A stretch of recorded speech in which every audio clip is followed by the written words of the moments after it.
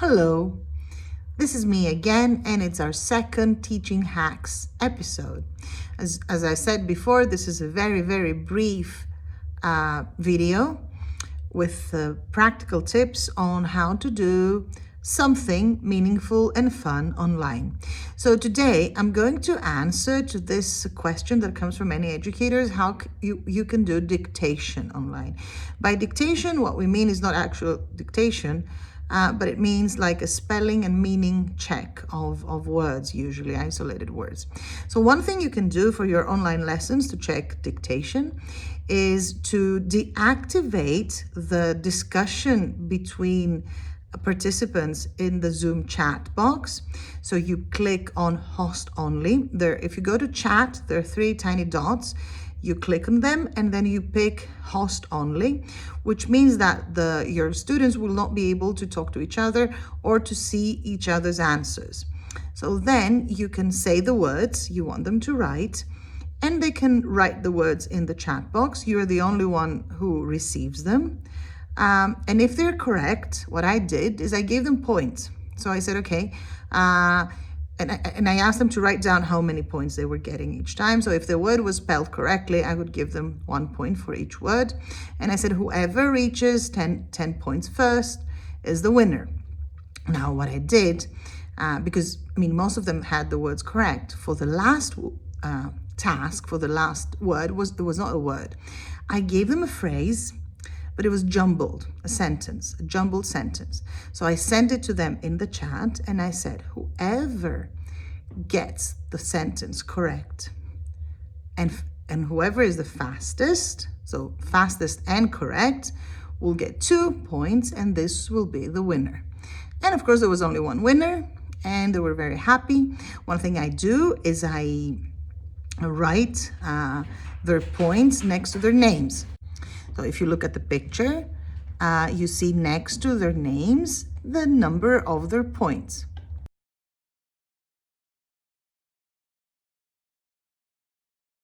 So this is a super fun way to check spelling. You can also add meaning if you wish, but I prefer to check meaning through other means, either Quizlet or pictures, or I can ask them to write sentences. Of course, you can ask them to write sentences with the words. So you can say, spell the word and write a sentence, and you'll be the only one receiving it, because remember, you have the chat on host only mode. And then you can give them points again if the sentence is correct, or you can give 2 points if the sentence is perfectly correct, and 1 point if the sentence is partly correct, and 0 points if the word is totally misused in the sentence. So you check spelling and meaning this way. And that was the first teaching hack I wanted to share with you today.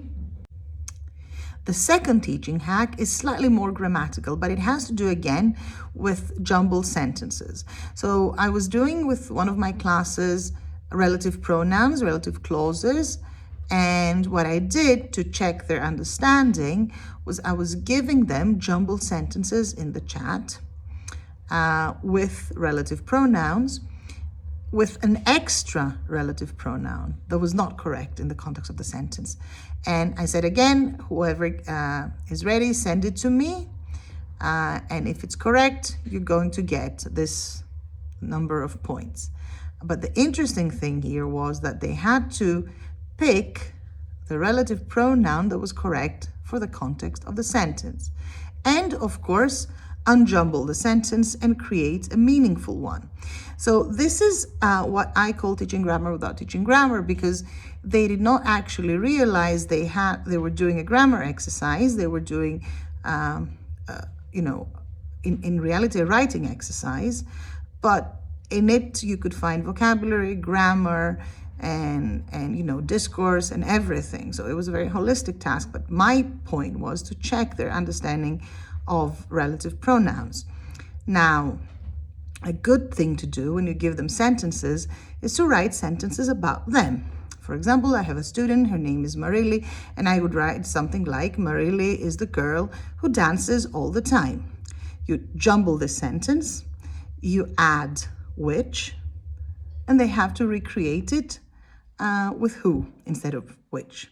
So they will have to identify the relative pronoun that is not correct for the context of the sentence.